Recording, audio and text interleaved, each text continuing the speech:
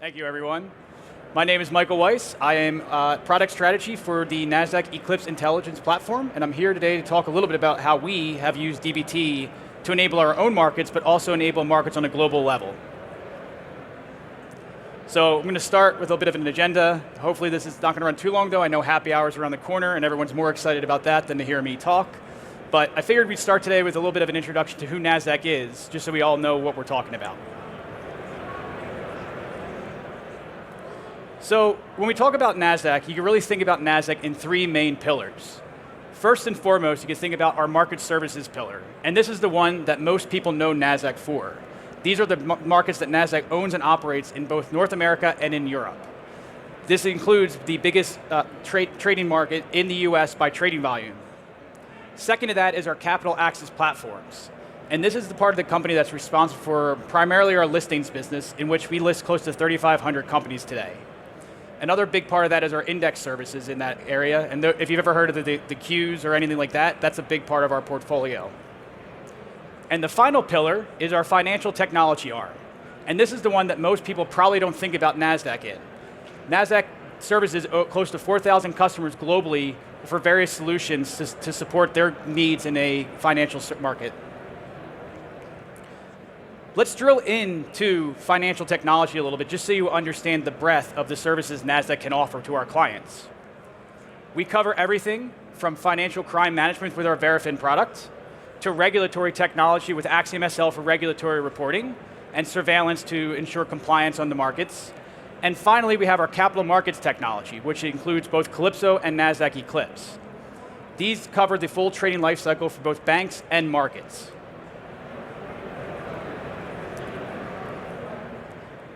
So let's just spend one more minute talking about what is Nasdaq Eclipse and the products that make up that area, and then we'll get into the product that I'm here to talk about a bit today, and then where DBT plays a role there. Eclipse includes four main technology areas. First is the trading system. This is the one that markets will deploy to execute trades on. We have clearing, which is supporting the clearing needs of our customers. And then custody is kind of the final one in that main trading lifecycle. And then the area I'm here to talk to you about today is our newer product, the intelligence platform. And the intelligence platform is responsible for collecting all this information and enabling our customers to leverage that to enable new use cases, new products, and new services to sell to their customers. So let's dive a little bit into the Eclipse Intelligence platform so you understand what it is. And when we think about the Eclipse Intelligence platform, there are really four main areas we kind of think about from a platform point of view. Foundational to everything is data management, and this is everything from how we acquire data from our own products to other third parties, how we store that information, how we ensure governance on that data, and how we keep an open ecosystem to allow a variety of different use cases and services to communicate with that data, right? So everything from other data transformation services to AI and agentic use cases. The next main pillar we think about are the analytics, the insights you need to glean from your data to operate your markets or operate your business. In here we have a couple things we think about, and this is the area DBT will primarily fall into, but really at the end of the day what we're looking to service with the analytics side is the business. We're trying to give them access to as much information in the most intuitive way possible. Traditionally that's been done with more dashboards and reporting, but obviously in today's world we're looking at more agentic use cases and digital worker type use cases as well. The third pillar is around our reporting, right? Despite everyone's best efforts, sending CSV files and PDFs is still a big part of what we have to do. And so we have a service that allows our customers to automate that and reduce friction with their customers by providing a self-service portal and capability to create reports without needing technology or engineers to really get into it. And the final one that probably doesn't seem to fit into the rest of the other three categories is our managed billing solution. Right, and this focuses on how our customers need to bill their transaction or their non-transactional related charges to their customers. When we talk about the Eclipse Intelligence platform, this is kind of, I won't call it an architecture diagram, but can give you an idea about how the components are laid out. Going back to capital market technology, the first thing we're looking to do is integrate natively with other Nasdaq products and services. When a customer buys the intelligence platform, we don't want them to have to think about how they're getting data from other Nasdaq services. We take care of that for them. And that's everything there on the left-hand side. In addition to our own data from Nasdaq, we allow our customers to bring their own data into the platform so they can be infused and sit alongside the data that we're already managing. In those gray boxes, you'll see we have kind of 4 main things here. The ingestion engine really runs there, and that's the one that's pivotal for the integration with all the other products and services.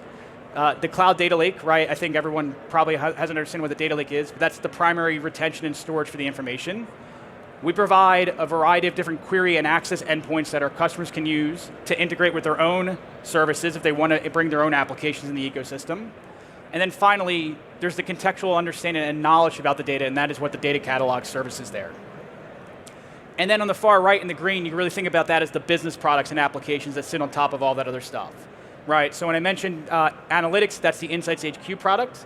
That's focused on your more traditional dashboard use cases, the ability to create, publish, and share dashboards both internally and externally. The Report HQ product, which focuses on reporting, and then Revenue HQ, which is that billing component I mentioned. And as I said, these can be exposed to both the internal customers who are buying the product from us, intelligence, or they can use it to provide access to their customers and reduce their friction points there and make sure their customers have the information they need to make decisions. So let's get to what we're really here to talk about, the role of dbt in this platform, in this ecosystem, because dbt plays a major part in what we do. So before we get into what they do, I think it's important we lay out a couple of our goals that we had going into leveraging dbt. And in a lot of ways, these are the same goals we had starting back in 2021 when all of this was focused on only Nasdaq's use cases, right? We understood we needed to integrate with existing products and services for our internal customers to be able to make that information usable. We needed to be able to provide better business models and analytical models to our end customers so they can actually parse and understand what is going on in their business. On top of that, we wanted to allow our internal users and now our external users the ability to extend and participate in the model creation, right? A lot of time those data models and historical ETL processes were locked behind engineering resources. We wanted to lower the bar of entry so that more teams could collaborate and participate in the process, and dbt really unlocked that for us internally and is now allowing us to unlock that externally. And then the final part of this is to provide an access point that can enforce standards and contracts to both users and AI. In today's world, data without the context is a little bit limiting, right? When you're going to turn on an agent, you want to know it's talking to the data in the right way, and that's really a key driver in what we're looking to do with dbt as well. So why are we doing this? What is the strategic vision for us, and why did we decide to even do the intelligence platform, and why dbt, right? And it really comes down to a couple of target outcomes we were looking to get out of this. We believe that because we do all this for ourselves, we can provide faster innovation to our customers by taking all the burden of managing the data platform and building baseline data models off their plate. Let them focus on where their real differentiators are, and let us do more of the heavy lifting for you. The other thing to think about is we wanted to start thinking about the financial fabric of the globe more unified, right? So what we're looking to start doing is building standard understandings and semantics on that information, so whether you're operating in the US or Europe or Asia or Latin America, we're all speaking the same structure, the same ontology, the same semantics, right? And that'll be a big unlock for a more globally based economy, obviously, because now we all can share and provide information to each other. And that also then leads to the globally sourced model definitions, which is essentially a giant intersourcing exercise. The ability for our customers to not only use our models, but to contribute back to those models and share it with their partners and their users in a more seamless fashion. So how are we really thinking about this from a dbt integration and product point of view from an architecture? And I apologize, this is high level, but this just gives you an idea of how we lay this out. The way we deploy the intelligence platform is actually as what we call in a hybrid tenant approach. And not many people will probably know what that means, but really what we have here is we have separated and segregated services based on shared components, which are all multi-tenant, and then single tenant components, which is where the customer's data resides. And we do that for a couple reasons, locality laws being the biggest part of that, and then of course security and all that fun stuff. For dbt, we also take a similar approach. We have a main dbt account, and that's where we, Nasdaq, will do most of our dbt development, where we're going to test our models, and then we're going to publish those models out. And then for customers who are interested in collaborating on dbt models, we will provide them their own dbt account, pre-populated with a whole host of different things they don't have to think about. Everything from how code is sourced in GitLab to CI/CD processes to test things like test coverage, and coding standards, all the way to how they can depend on Nasdaq data models within DBT to extend them and add their own information to that. So what does this look like from a DBT project structure point of view? And it's interesting how we thought about this, right? So everything on the left in the blue is what Nasdaq is going to do and provide out of the box. Obviously, first and foremost, we're always going to integrate with our own products and services, and we touched on that. But you'll also notice we have a Nasdaq mapped data layer there at the contract section. And you might be asking why we would have that. And there's a couple reasons we think about that. One, that is the lowest level of the data we want to define in business terms. So think about defining transactional data in a more business-friendly manner. But two, we want to provide the flexibility and capability to support non-Nasdaq entities and services to plug into the ecosystem as well. And by having that contract layer, any other tool or service that is in the same domain as any of the products we already service can instantly plug in and map their own data to that. Once we get into the contract layer, that's where we start talking about the Nasdaq standard analytical models and insights models that we automatically give every customer within the domains they're interested in. But that's not always enough. We can probably cover 80% of what people need. We understand that there's going to be things our customers want to do that are custom to themselves. And that's where the ability for them to provide their own information in the platform, then create their own contracts and their own models or extender models is really critical, right? Because if we can't cover all use cases, we don't want to be the bottleneck to them unlocking true value and capability on top of their data. And then kind of the final interesting piece of this is the semantic layer. And semantic layer is kind of a weird term because I think the term semantic is not descriptive of what we're trying to accomplish, right? When we think about semantic, what we really mean is context. What we're looking to do is provide a layer of contextual knowledge about the data that whether it's a traditional BI use case or an agentic use case, they can understand the data they're talking to and know they're using it in the right way. On top of that, we want to be able to enforce certain standards on the data they're pulling from, right? So for example, if you have a calculation and you only want them to take an average, if you just go to the traditional data store, you have no control over enforcement, right? They're up to do whatever they want. With the semantic layer, we can enforce those type of capabilities, so they're only going to be able to leverage data in the way that makes the most sense.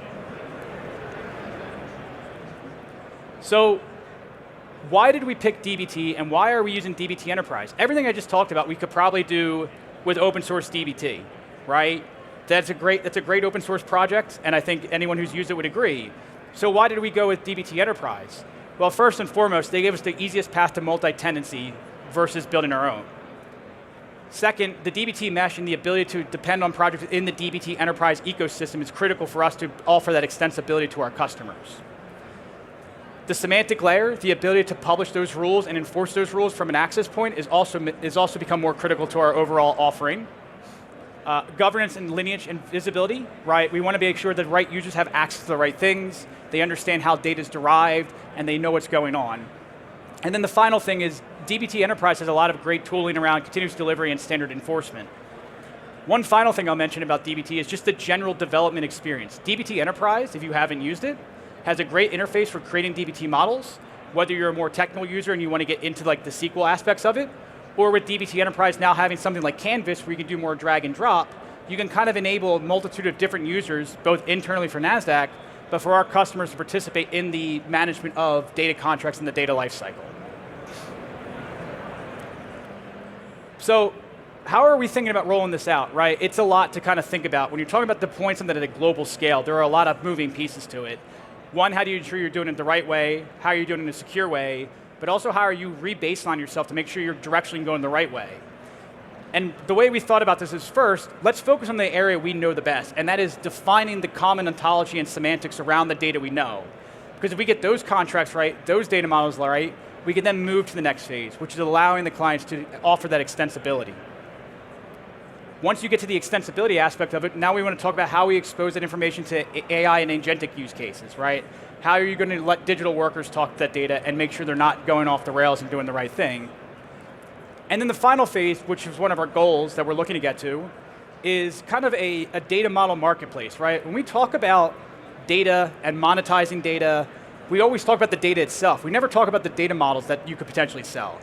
If we all have a common definition and understanding of a baseline, customers now have the opportunity to create their own constructs and repackage and sell them to other consumers on the intelligence platform on the global scale. Right, so it's a new monetization methodology that previously wouldn't have been possible without something like DBT.